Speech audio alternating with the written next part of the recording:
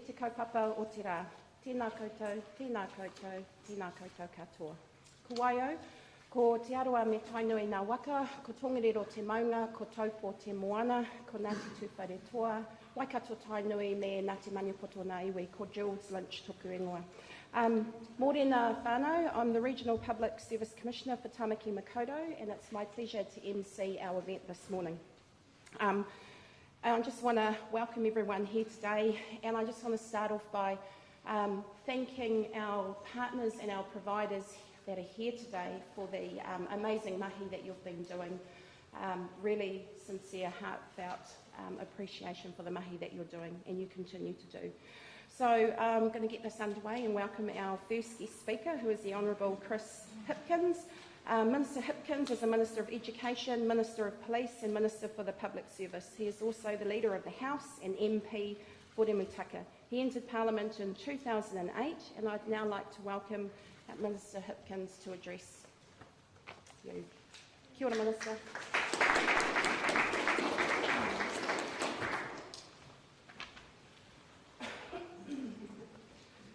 Ngā mihi nui kia koutou. Good morning, everybody, and thank you for joining us here bright and early for this important set of announcements that we're making today. I do want to start, though, by acknowledging everybody that's here in the room, because you have all had a part to play, and you all have a part to play in changing the lives of young people for the better. You're here because you believe that you can make a difference. You believe that every child, regardless of their background, what they've seen in their lives to date, or how they've been treated, deserves the opportunity to succeed in life. The things that you see, that you identify, that you prevent, that you help our young people to work through, that you talk to communities about, those things can be pretty tough. And it can be frustrating at times, but it is some of the most important work that we do.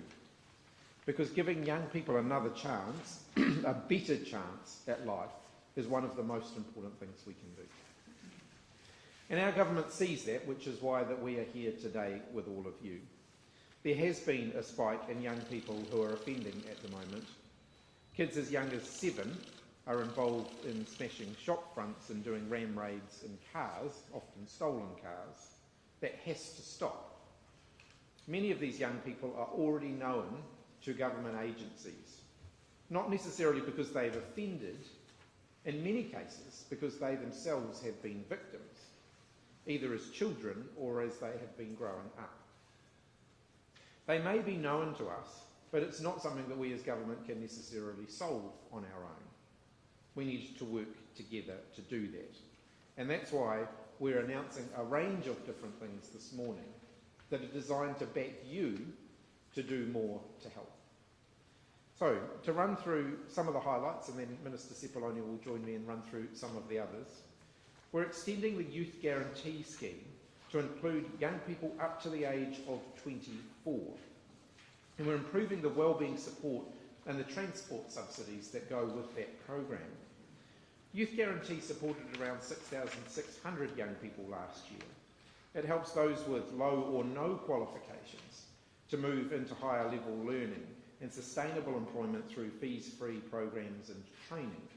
And we expect that this extension will enable another 1,100 people to join the program next year. We're extending the Ākonga Fund to help an estimated 2,750 people either stay engaged or re-engaged in education or transition into further training and employment. That additional funding will take the number of people supported by the fund to around 8,250. The Ākonga Fund was established back in 2020 as part of our response to COVID-19. It's designed to support those between the ages of 12 and 21 who had been adversely affected by the impacts of COVID-19. But we've seen the merit of the targeted fund to local organisations who are helping to get young people re-engaged and back into the classroom, so we're extending that again next year. 27 iwi and community-based organisations are currently contracted to deliver youth development programs throughout the country, and no two programs are alike. Each provider adapts youth development activities to tailor their program to meet the needs of a targeted group of young people, their family, their whānau, and their wider community. To date, nearly all 2,666 of the young people who have exited these programs have achieved an education, a training, or an employment outcome. That represents around 52% of those who have been participating in the programs. As of today's announcement, we're also scaling up a number of successful oranga tamariki and police initiatives that work with children and young people and their whānau to reduce negative family behaviours and youth offending. These programs include functional family therapy, the oranga rangatahi youth inclusion programs, alongside intensive mentoring. Taken together, the additional funding means that these programs will now support a further 232 families of the most at-risk young people. Functional family therapy provides family counselling based on behaviours in those aged 10 to 18. It operates in Auckland, Waikato, Bay of Plenty, the Lower North Island and Southern and Greater Christchurch. Part of the program has been focused in Auckland and looks at parental behaviour to do with violence, physical, sexual and mental abuse or neglect in the home, and today's additional funding will extend that program into the Waikato. Family functional therapy has led to reductions in youth offending of between 25 and 60%, and a lessening in challenging behaviours and incidences of family harm. Youth inclusion programs aim to reduce offending and the likelihood of young people aged 10 to 17 entering the youth justice system, and there are currently 16 programs supported by Oranga Tamariki, and today's funding will establish a further 3 across Auckland. The intensive mentoring program is done by Ruapotaka Marae and Blue Light, and it provides mentoring to children aged 10 to 14 who are disengaged from school, don't have any support, or have had early contact with the police and are at risk of entering the youth justice system. We're enabling more young people to come into the program. It'll also include co-offenders of current clients, the siblings, and those identified as at risk of escalation. The idea is not just to work with the individuals, but to the whole of the whānau to support, and that support will be available as long as the whānau wants it to be available. In a moment, I'll hand over to my colleague, the Minister Carmel Sepuloni, to talk through some of the other parts of today's package, but I want to end with a few other remarks. Today's announcement builds on the good work we're already doing for young people. For example, our funded plan to improve school attendance. Today's package builds on that by including more localised support to keep young people in school. And it also builds on the work I've seen during my recent visits to police stations around the country, where agencies are working together on the ground and, with community groups to find local solutions that build community resilience, address harm and engage young people. Part of this package is designed to keep young people out of the justice system, where police and partner agencies believe that an alternative approach is warranted. But I want to be clear, though, that young offenders committing serious crimes will continue to be dealt with seriously. This is about a second chance for those who merit a second chance. It's not a free pass. These approaches, combining re-entry into education with joined up and prompt agency wellbeing and whānau supports, do work, and we've seen really clear evidence that they do work and they do make a difference. They take a big effort and the work is hard, but they can and do turn young people's lives around. Nowadays, I would note that the opponents of these sorts of programs call them soft on crime. Once upon a time, they used to call them social investment. When it comes to young offending, many of the so-called tough on crime initiatives that we see are actually a fast track into more serious offending for young people. We can't continue down that road. It doesn't work.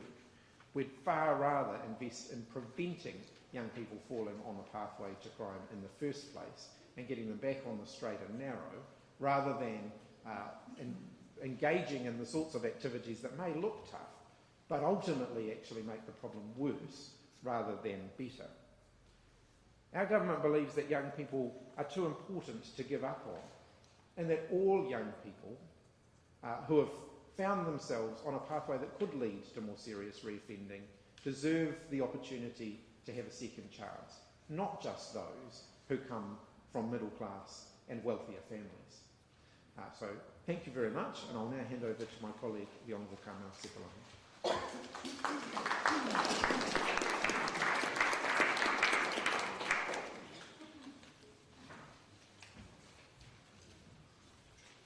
Kia ora koutou. Can I just start by echoing my colleague Chris Hipkins' acknowledgements by thanking everyone for being here this morning and for the work that you all do in our communities. There's a lot of familiar faces here today. It's not easy, but I know that you all remain steadfast in your commitment to seeing our children and young people thrive in our communities. In this room, we've got representatives from right across the sector and community, providers, police, government agencies and schools. You've got a government that shares your commitment and will stand with you to achieve the change that is needed to help our communities become a better place to live, work and do business and raise our families. That's why today we're here to announce our Better Pathways package. At its heart, it is stopping the cycle of crime before it even occurs through prevention and intervention. We all know, given the mahi we do, that we need to disrupt the cycle of crime by addressing some of the long-term and very complex issues children, young people and their whānau face. Youth offending has been consistently decreasing over recent years. However, there have been recent increases in offending in Auckland, particularly for younger age groups, where proceedings against children under 13 in Auckland have increased by 24% in the last 12 months. Giving them an opportunity to re-engage with their communities and working alongside them will help us achieve that better pathway for them that we're all seeking. What we also know is that many of the challenges children and young people face are a consequence of intergenerational factors, and that's also why this package is deliberately targeted at the preventative end with collaboration at its core, working with whānau, iwi, local communities and providers across government. The Better Pathways package is about building on what we know works. As part of this package, I'm pleased to announce the extension of He Poutama Rangatahi. It's a program that started in 2018, and it's one of our many employment programs that I'm particularly proud of. Since He Poutama Rangatahi started in 2018, 3,946 rangatahi have been supported into employment, education or training. He Poutama Rangatahi will have a pivotal role to play in focusing on young people at risk of or already participating in youth or organised crime. It will provide wraparound, tailored support to rangatahi aged 15 to 24, most at risk of long-term unemployment, and who need that little bit more of support to get into work. This includes rangatahi who have left school early, have little or no qualifications, maybe gang affiliations, perhaps have had interaction with the justice system, and or face other social challenges. The programs are co-designed with local community providers and leverage local relationships between providers and employers to good effect. Many providers are kaupapa Māori groups. Another element of today's package sees the South Auckland Social Wellbeing Board's Kotahi Te Whakaaro approach rolled out here in West Auckland. The approach is also one that has proven its worth and is successful. It brings together government, non-government and iwi daily to review cases of children and young people involved in crime. I know approaches like this will be very familiar to many of you, and they often arise organically. The approach currently operates in South Auckland and to date has applied its response to young people involved in vehicle-related offending, including fleeing, driver and ram raids. It's also helped to prevent escalation into or through the youth justice system, and that remains our goal. I've been very familiar with the approach over the course of its 4-month duration, and a few months ago was able to visit the board and get a rundown on how the approach was progressing. Around the table we had police, Oranga Tamariki, Counties Manukau Health, Education, Kāinga Order, the Ministry of Social Development, local non-government agencies and iwi. The cross-government and sector involvement means that quick action is taken with other agencies such as health, education or social services, where they link up to provide the wraparound support required for the young people. I want to acknowledge that this approach is not new for West Auckland. A few months ago, perhaps 2 or 3 months ago, I did meet with Nyla Hansen and her team, and I know that there has been a focus on having this cross-agency, linked in with community approach here in West Auckland for quite some time. This is just really formalising that approach in an attempt to address some of the challenges that our young people are facing and what we're seeing in our communities.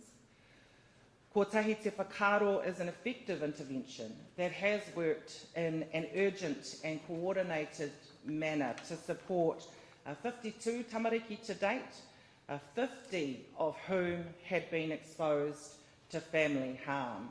And that really is an indication of the additional challenges that the young people who have been involved in some of these justice-related incidents, an indication of the social challenges that they really do face.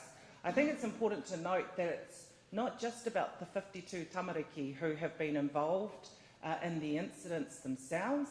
It is about their broader family, what is happening in their homes, and I know as part of the South Auckland Social Wellbeing Board's approach that many of the siblings have been worked with, as well as the caregivers of the children. The Kotahi Te Whakaaro pilot has shown promise in re-engaging children and young people in education, in their whānau and also in their communities. Giving our children and young people access to pathways into employment, education and training will always be a priority for our government. I think the announcement today shows the fulsome approach that we are committed to taking. It is about responding to those who are immediately involved in the incidents that have been occurring, but it's about that broader approach and making sure that they have access to the opportunities that will steer them clear of the justice system. As my colleague spoke about earlier, it is about those educational opportunities. It is about those opportunities to prepare for work where that's appropriate. It is about the access to the family therapy and care that they need if they have been faced with some of the other social challenges that we know all too often our young people have been faced with.